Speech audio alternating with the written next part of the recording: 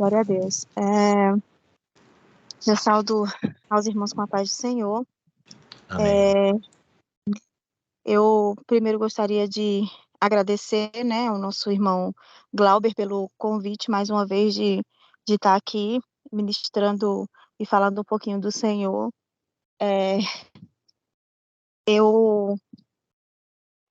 um privilégio, né? Eu sempre digo isso, eu amo falar de Jesus. E quando eu sou convidada para ministrar e falar um pouquinho do Senhor, eu me sinto muito privilegiada por essas oportunidades que Ele nos concede, né? Eu passei o dia todo pensando, meditando já há alguns dias, e hoje o Senhor, Ele falou fortemente ao meu coração. Eu passei a tarde inteira pensando sobre essa palavra que o Senhor colocou no meu coração, e o Senhor já confirmou, e isso é lindo, né? O Senhor já confirmou através dos louvores, falando um pouquinho sobre medo. O Senhor, Ele ministrou isso fortemente ao meu coração. E eu vou deixar para a meditação dos irmãos no livro de Marcos, capítulo 14,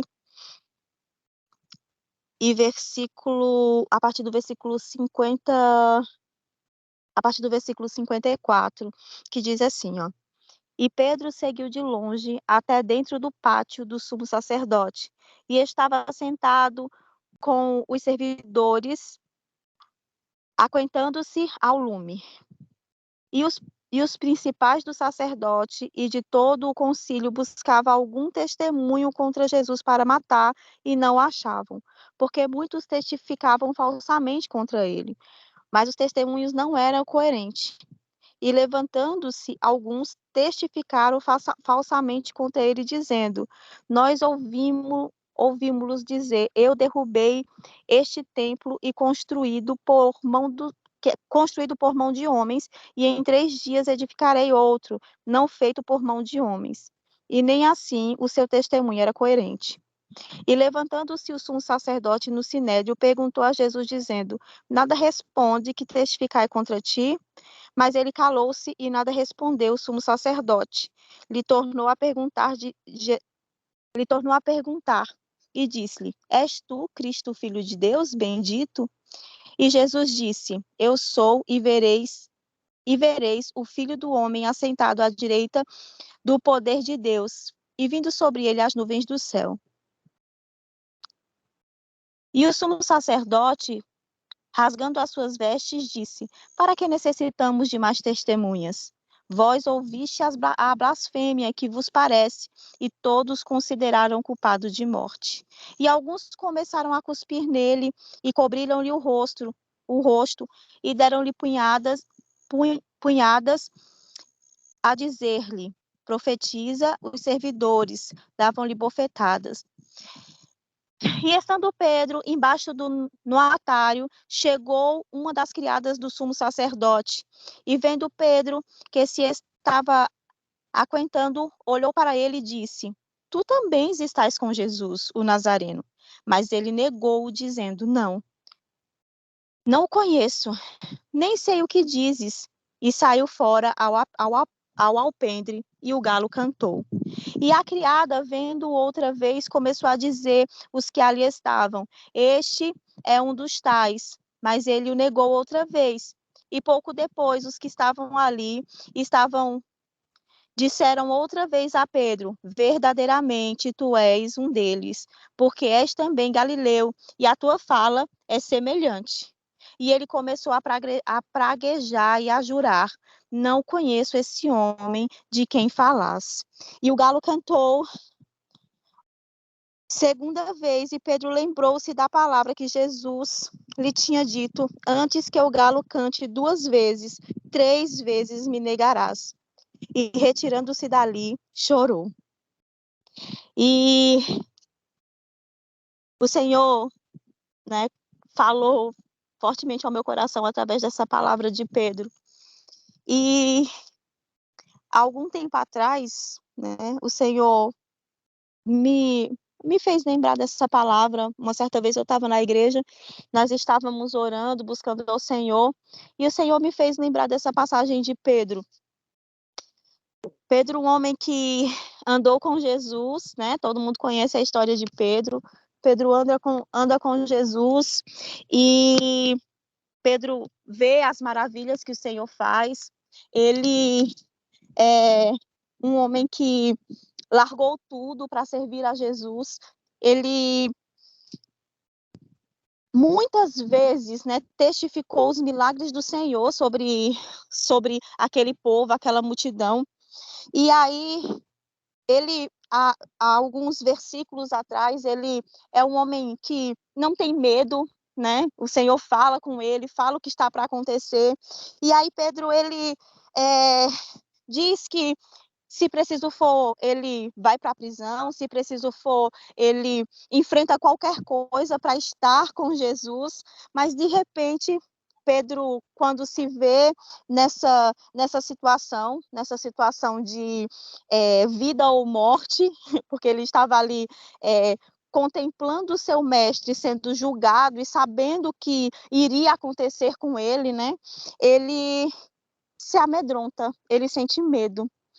E eu pensando nesse medo que Pedro sentiu, nesse desespero que Pedro sente, a ponto de negar que andou com Jesus, negar que o que viu, que presenciou, até negar, talvez, quando essa serva olha para Pedro e fala que ele parece com um dele, parece com um dos que andavam com ele, talvez Pedro tenha tentado se disfarçar ali, mas não conseguindo, porque ele tinha um sotaque parecido, um jeito de falar parecido com os que andavam com Jesus, com o próprio Jesus.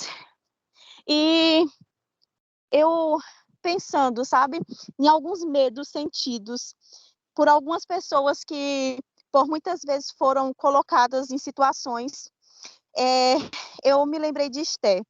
Esté é uma mulher, uma judia, criada por seu primo, criada para obedecer à palavra do Senhor, chega no topo, né? Ela chega a se tornar rainha, não tinha um patamar maior para uma mulher do que ser rainha de um povo, e ela chega naquele lugar, ela tem o amor do rei, mas também perante a uma situação de vida ou morte, ela sente medo.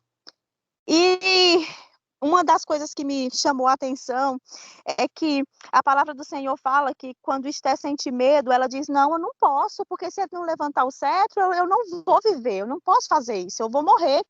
E aí Mordecai manda um recado para Esté dizendo, olha, se porventura te calares nesse tempo, socorro e livramento virão de outras partes. Mas não pensa que você não vai perecer, não pensa que você e a casa do seu pai, que você e os seus não vão sofrer as consequências dessa covardia, né, que você está sentindo, desse medo, né, dessa falta de coragem que você está tendo. E fisiologicamente, o medo é um sentimento normal, né? Desde que não te paralise, ele é um sentimento que é um sentimento de defesa. Nós precisamos ter, né? Nós precisamos sentir medo de certas situações para que nós não venhamos sofrer, arriscar as nossas vidas ou perder as nossas vidas por falta de medo.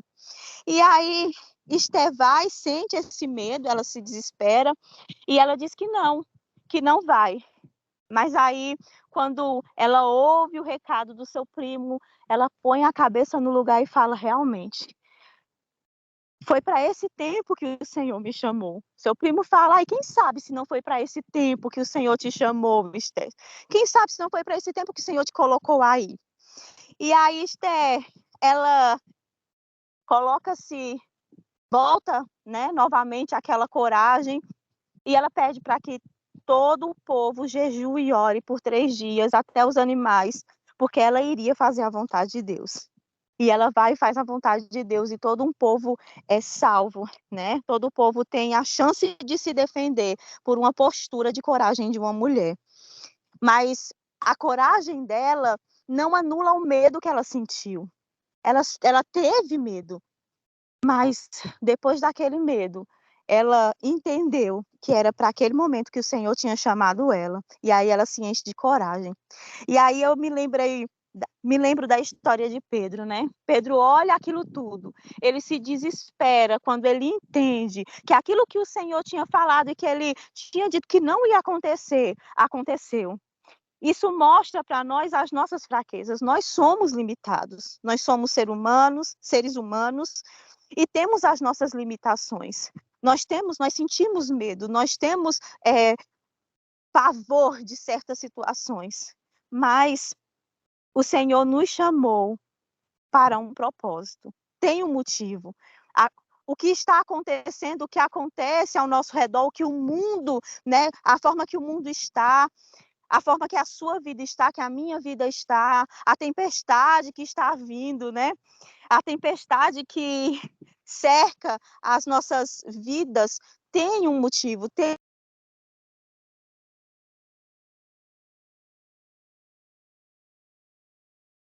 a, a, a palavra que o Senhor colocou no meu coração, dizendo que é, é normal que nós tenhamos esse sentimento de medo. Muitas vezes nós queremos julgar Pedro, sabe? Eu fiquei muito tempo quando eu li essa palavra e quando eu soube, né? Quando eu ouvia, porque eu ouvi sempre desde pequena, eu pensava, como é que pode um homem andar com o Jesus, né, o nosso Salvador, olhar nos olhos dele, porque o que me admirava não era nem a questão de ele ter feito milagres, de ele ter visto milagres através da vida de Jesus, através de caminhar com Jesus. O que me admirava era Pedro ter olhado nos olhos de Jesus, ter visto a salvação ali perante a ele, na frente dele, e ainda assim ele negar, né? E hoje, né, como adulta e entendendo as situações que passamos, né, nas nossas vidas, muitas vezes as prisões, sabe? Que muitas vezes não é nem o medo da morte iminente, que era o que estava acontecendo ali com Pedro, muitas vezes são prisões realmente mental, espiritual, sabe? Coisas que aprisionam a nossa mente mesmo, sentimentos. E eu entendendo isso hoje, eu não consigo mais julgar Pedro. Eu não consigo mais olhar para Pedro e falar, Pedro, como é que pode, Pedro, você ter feito isso? Como é que pode você ter negado a Jesus, mesmo depois de Jesus ter te alertado?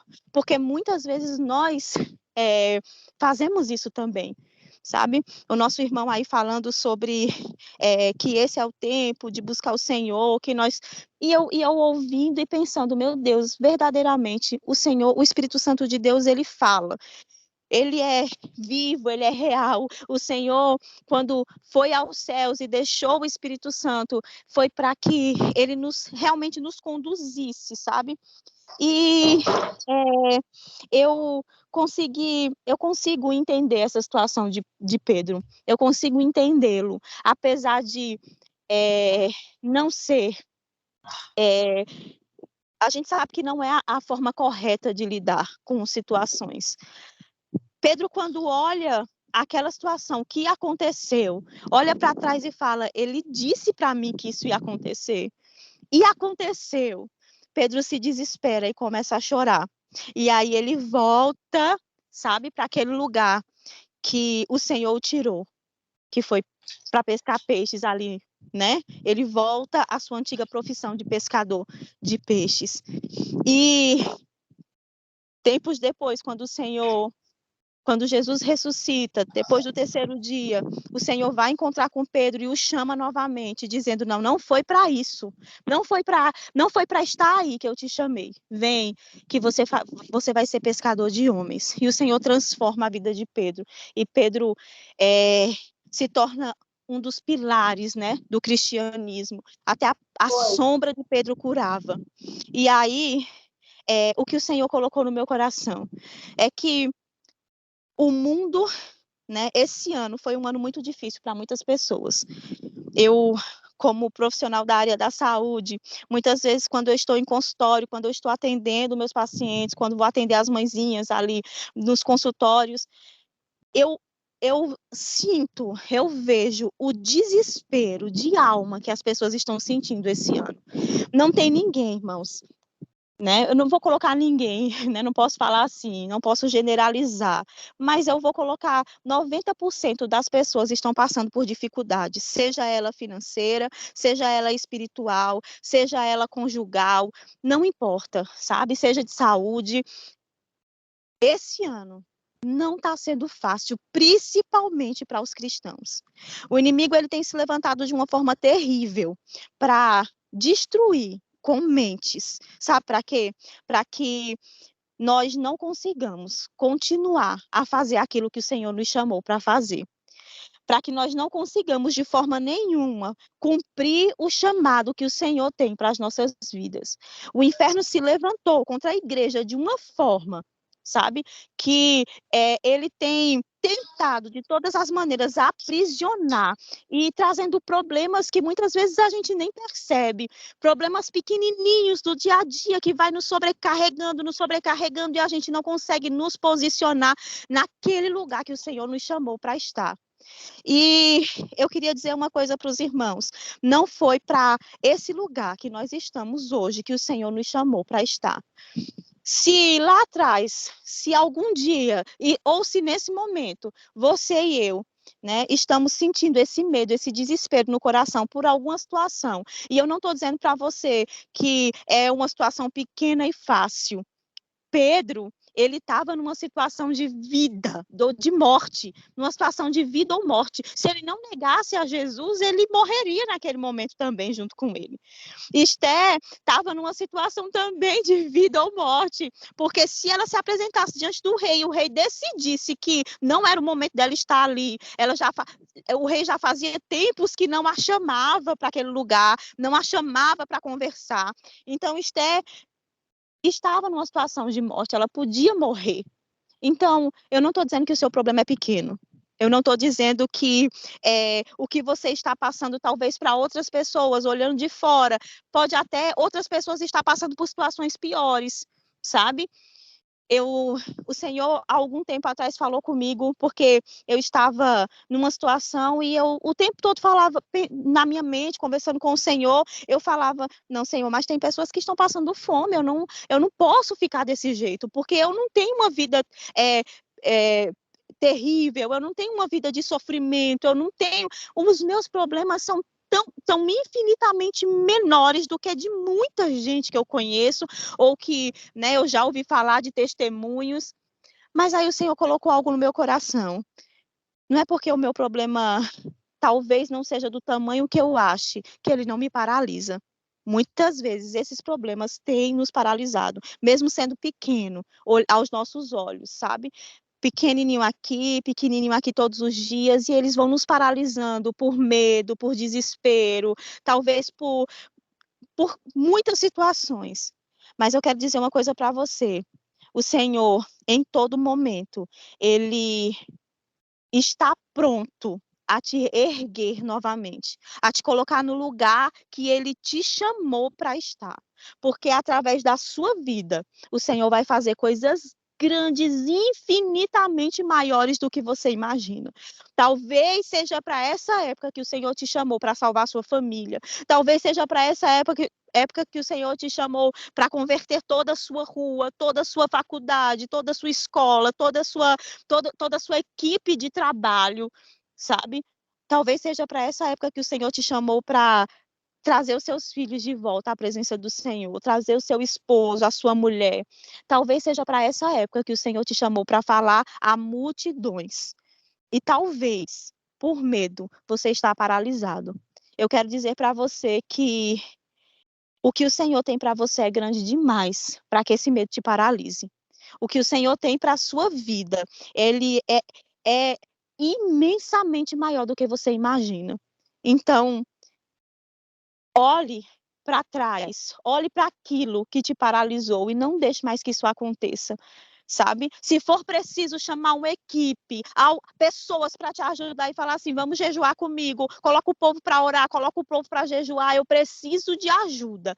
peça, grite, clame, mas saia de onde você está. Comece dando um pequeno passo, que o Senhor vai fazer o resto. Ele vai, porque o Senhor, ele ama pessoas corajosas, pessoas que não têm medo, pessoas que, mesmo com medo, eu ouço sempre um testemunho que meu pai sempre fala ali na igreja quando nós estamos nos cultos. Ele diz que um homem vai para uma batalha e ele, quando chega na frente da batalha, ele é colocado na primeira fileira ali na frente mesmo de batalha e ele vê todos os seus companheiros morrendo, ele vê aquela guerra destruindo com tudo e o seu comandante olha para ele e fala, você tá, e ele começa a tremer, sabe? Ele começa a tremer muito, e o seu comandante olha para ele e fala, você está com medo, soldado? E ele fala, tô, mas eu não deixei o meu posto. Então é isso. Mesmo com medo, não abandone o seu posto, não deixe o seu posto, continue olhando para o alvo, que é Cristo, é Jesus que é o nosso alvo. E o inferno não vai prevalecer contra a igreja do Senhor. Você é a igreja do Senhor. Não é quatro paredes, é você que o Senhor quer usar. Não é o templo, não é um templo lindo, não é placa, não é. É você. É você que é a igreja do Senhor. E é contra você, a igreja do Senhor, que o inferno não pode prevalecer. Então, mesmo com medo, mesmo tremendo, mesmo com desespero, continue. Continue. E se o medo te paralisou, se o medo te fez negar, se o medo em algum momento te fez retroceder, saiba que o Senhor está pronto para te chamar mais uma vez e falar assim: ei, não é aí esse lugar que eu quero que você esteja. Amém? Que o Senhor possa falar melhor aos seus corações e que eu tenha conseguido passar aquilo que o Senhor colocou ao meu coração e que essa palavra verdadeiramente venha transformar, porque nós precisamos ser transformados todos os dias por ela. E que você, a partir de hoje, vista a couraça da justiça, vista o capacete da justiça, que você se fortaleça no Senhor e diga: eu vou conseguir fazer aquilo que o Senhor tem para mim, porque eu sou aquilo que a palavra do Senhor fala sobre mim. Amém? Que Deus abençoe a vida de vocês. Em nome de Jesus. E mais uma vez eu quero agradecer por essa oportunidade maravilhosa de estar falando do Senhor, de estar orando e ouvindo os irmãos, porque é assim, né? É dessa forma que o Senhor nos quer. Deus abençoe.